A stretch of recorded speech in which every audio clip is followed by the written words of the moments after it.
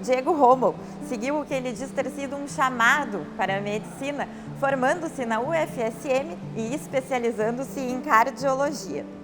Fascinado pelo coração, ele desenvolveu sua trajetória no Instituto de Cardiologia de Porto Alegre, mas logo retornou para cá, cidade que o acolheu desde a época de estudante.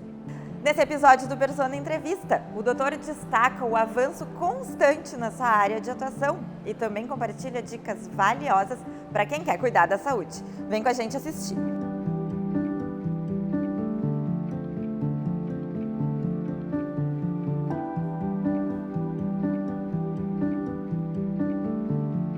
Doutor Diego, o que lhe inspirou a fazer medicina? Um chamado.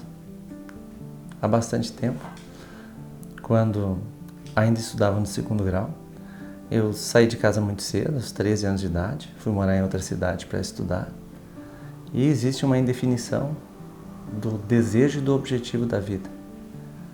Nesse momento, eu identifiquei que eu queria ser médico. Não sabia como eu ia chegar a ser médico. E a partir daquele momento eu tracei minha vida com o objetivo de ser médico. E a escolha por Santa Maria? Próximo, regional, a logística da região noroeste onde eu morava, e eu fiz o segundo grau, drenava muitas pessoas para Santa Maria, um polo de estudo, uma faculdade boa, e os profissionais que moravam na região noroeste eram oriundos de Santa Maria, então tudo chamava para ir a Santa Maria. Era a grande cidade que a gente via da região noroeste do estado, era o centro do estado e era representado por Santa Maria e pela universidade que formava e ainda forma aí grande gama das pessoas que convivem com a gente em todo o nosso estado e fora dele. O senhor tinha alguma referência na medicina? Familiar não, pessoal também não, era algo que eu desejava. E muito da medicina eu vim a descobrir fazendo e chegando na medicina. Quais são as boas lembranças que o senhor tem daquela época? Estudo, aprendizado, curiosidade, saber como se comporta, por que a pessoa tem isso ou aquilo. Onde entra o médico e na hora que o médico entra na vida da pessoa e o que ele pode modificar na vida da pessoa, no dia a dia da pessoa, mas principalmente naquele momento que a pessoa tem um sofrimento, né? Porque procurar a gente, procurar um médico, a pessoa vem até a gente por dois motivos. Ela vem para a gente aliviar um sintoma, você vai identificar, vai aliviar, mas ela vem preocupada em viver mais. Então, nesse sentido, em primeiro você conhece as pessoas mais doentes inicialmente, quando você está estudando, aprendendo a medicina, vive-se muito em hospital, e você alivia, você melhora. Você tem um aprendizado junto com a pessoa doente muito grande de ter a assertiva que está fazendo a coisa correta. E passado isso, você não quer que aquilo se repita, mas como você faz para isso não se repetir? No momento que você vê que algo aconteceu com uma pessoa, você também vai pensar que você não quer que outra pessoa chegue a esse ponto de sofrimento. Seja ele uma doença estrutural, seja ele uma doença mental, seja ele esse misto de coisas que acometem a população em geral.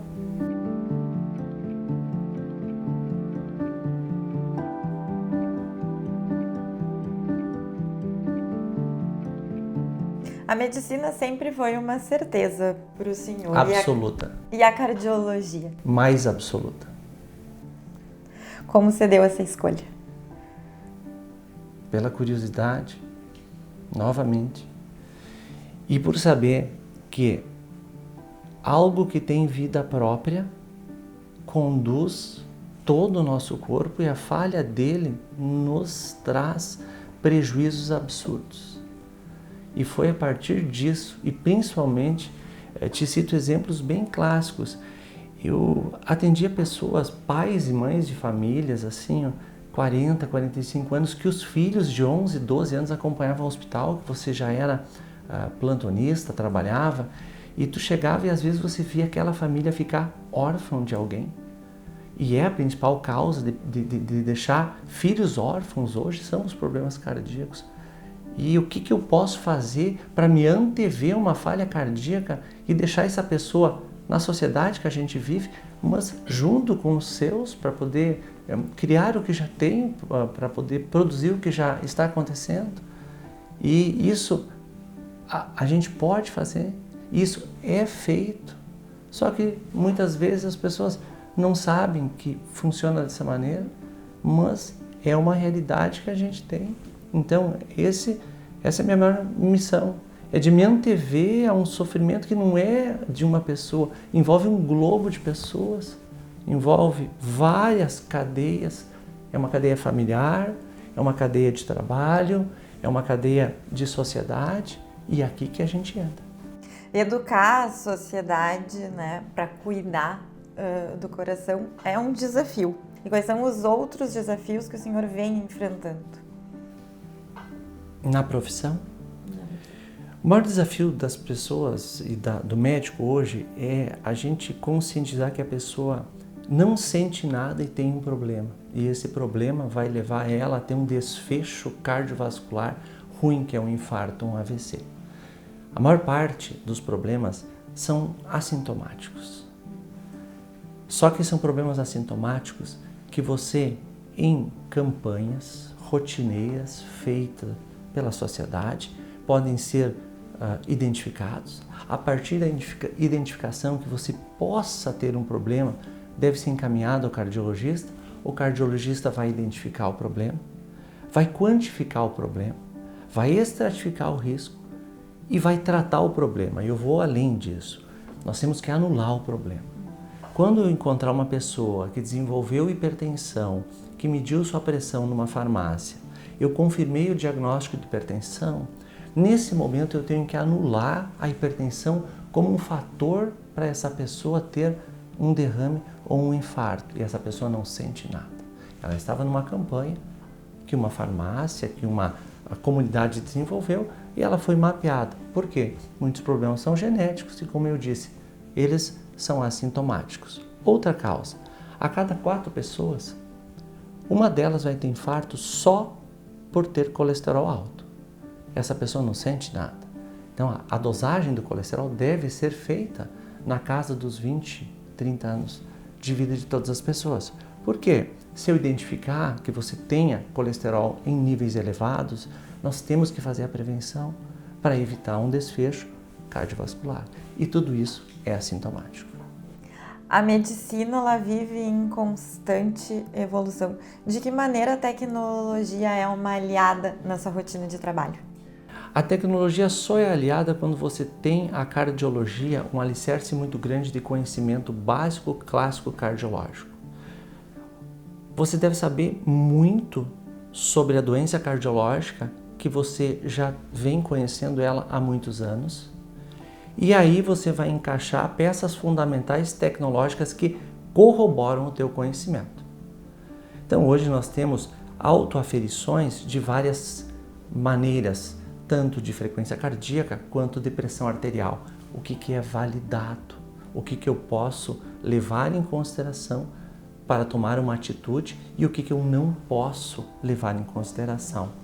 Medir a pressão várias vezes ao dia, como a gente vê várias pessoas fazendo, não vai nos dar um diagnóstico de hipertensão. No entanto, algumas campanhas vão mapear pessoas com pressão alta que nós, cardiologistas, vamos identificar e fazer o tratamento. A automonitorização vem sendo cada vez mais estudada e chegamos, desde 2019, com uma primeira prova onde um tipo de arritmia chamado fibrilação atrial, uma das principais causas de acidente vascular cerebral, pode ser identificado no Apple Watch, que você consegue fazer um traçado, identificar a arritmia quando você sente, ou muitas pessoas mesmo assintomáticos podem ter arritmia, porque tem pessoas de mais idade que não têm a sensação de dor, de palpitação, de mal-estar, mas podem dar com arritmia. E você identificando, você previne o AVC dessa pessoa e evita que você tenha aí um comprometimento de ficar numa cama, ficar sem falar ao longo da vida. Então, isso a gente tem de aliado nos dias de hoje. A pressão arterial ainda não está totalmente validada. Acredito que nos próximos anos nós vamos ter as autoaferições de pressão arterial validadas pelas pessoas para que nós possamos tratar mais pessoas. Outra ferramenta importante que eu acabei de falar contigo, que é que a cada 4 pessoas com colesterol alto, uma vem infartar.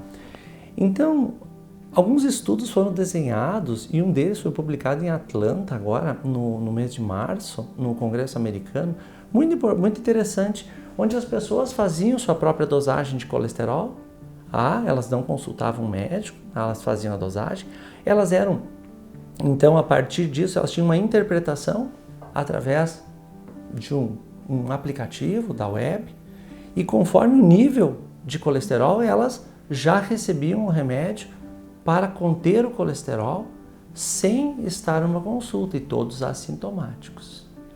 E isso mostrou que essas pessoas tiveram mais adesão e voltaram a ter, sob o uso do remédio, níveis de colesterol normal, e é o que a gente quer para evitar um desfecho de infarto, de AVC e outras consequências que o colesterol vem sendo associado ao longo dos anos.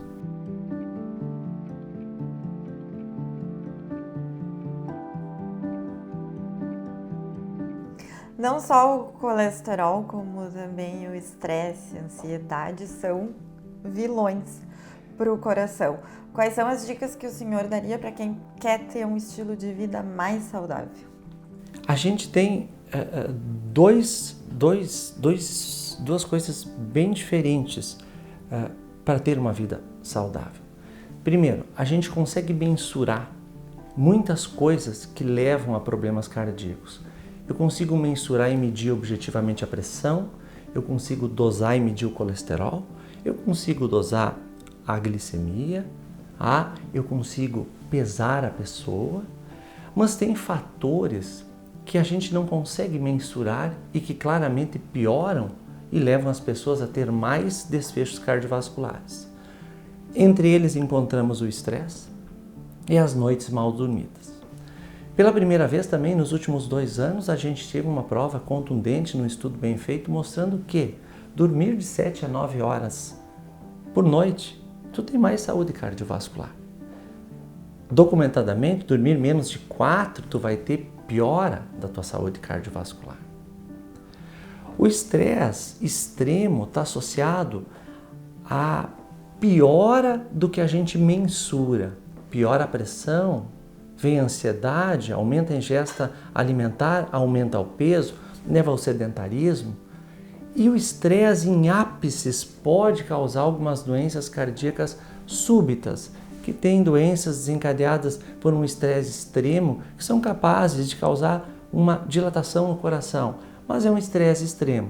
Como regra, para você reduzir o estresse, noite de sono bem dormida, 7 a 9 horas por noite. Exercício físico, melhora tudo. O estresse, a ânsia de se alimentar, o sono, melhora o teu trabalho, melhora em conjunto tuas articulações, teu corpo. E você deve fazer quanto? Pelo menos 150 minutos de atividade física semanal. E o que é extremamente importante e também objetivo é que as pessoas entre 45 e 65 anos de idade que fazem 300 minutos de atividade física semanal, elas retardam o uso de medicamentos para prevenção cardiovascular ao longo do tempo, sem contar que tem uma longevidade livre de doenças. Então, essa população de 45 a 65 anos é uma população que a gente tem que ter um cuidado e um incentivo muito maior, visto que nós vamos medicá-las com menos medicamento e vamos retardar o início do medicamento quando a gente vai vir a precisar, porque um dia vamos precisar de alguma coisa. O senhor falou numa faixa etária específica, mas existe uma idade ou um intervalo de tempo para procurar o cardiologista? O que é o ideal? O ideal é, se você tiver histórico familiar de qualquer pessoa na tua família, mas se uma pessoa na tua família jovem, menos de 50 anos, tiver um evento, você deve procurar o cardiologista na tua adolescência. Por quê? Porque você consegue identificar, prevenir morte súbita, prevenir que o colesterol se manifeste em doenças herdadas geneticamente, tenha um acúmulo de colesterol e te leva a um infarto aos 30 anos. Você consegue evitar que um diabetes, que você possa fazer diagnóstico precoce, você evita que ele cause uma lesão, cegueira, problema renal, várias coisas além do cardiovascular. Então, na percepção de um familiar doente, você deve se antever e fazer uma orientação cardiológica para ver se você tem alguma coisa que você possa ou deva cuidar mais. Se você sente alguma coisa, independente da idade, palpitação, mal-estar, a primeira coisa é fazer uma avaliação. Eu vejo muito hoje as pessoas chegarem com um diagnóstico de ansiedade, polimedicadas, no consultório cardiológico, sentindo-se mal, com pressão no peito. Muitas vezes o problema realmente era cardíaco e tu não precisava estar usando vários outros tipos de medicamentos. Então a ansiedade existe, ela vem aumentando, mas se você tem sensações no tórax, de mal-estar, a avaliação cardiológica deve se antever, porque se o problema é cardiológico, você pode evitar um mal súbito na pessoa, que a gente está cansado de ver jovens terem problemas súbitos em academia, em campo de futebol, em casa, em várias situações. Doutor, o senhor citou muitos estudos e quem acompanha a sua carreira sabe que o senhor está em constante atualização. Existe algum projeto que tem tomado um tempo especial? O meu consultório. O meu consultório, o meu projeto é o meu projeto pessoal que vem ao longo dos anos incrementando as diretrizes em cima de uma cardiologia clássica para que as pessoas possam ser aconselhadas, orientadas, aliviadas de sintomas e ter mais longevidade. Os estudos eu sempre vou citar. Por quê? Porque eu faço e preconizo uma cardiologia baseada em evidência. Eu tenho que ter, muitas vezes, provas contundentes para tomar ou não a decisão de medicar ou de dar o diagnóstico para uma pessoa. Eu não posso chegar simplesmente porque alguém aferiu a pressão de uma pessoa e ela deu alta e eu condená-la a tomar o remédio o restante da vida sem avaliar ela e ter certeza que ela está com hipertensão.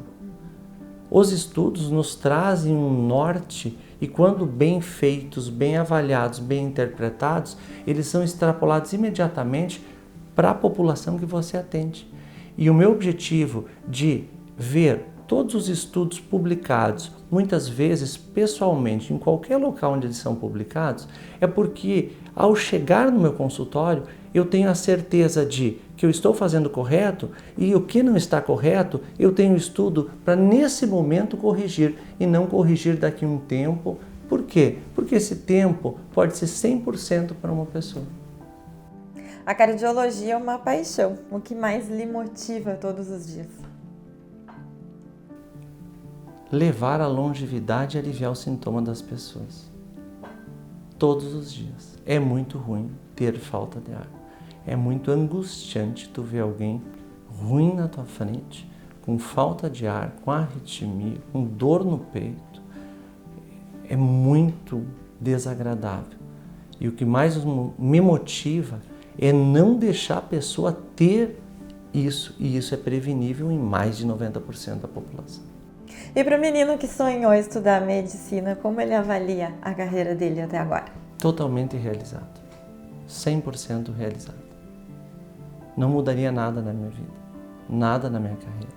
Os meus projetos, próximo ano, todos com objetivos alinhados com a minha profissão. Às vezes, em alguns anos, você pode até pensar, mas quando você vê que é o que você gosta de fazer, que é o que você sente prazer em fazer, que é você entregar um resultado para quem não está se sentindo bem, o objetivo está traçado. Por falar em projeto para o próximo ano, algum que o senhor queira destacar?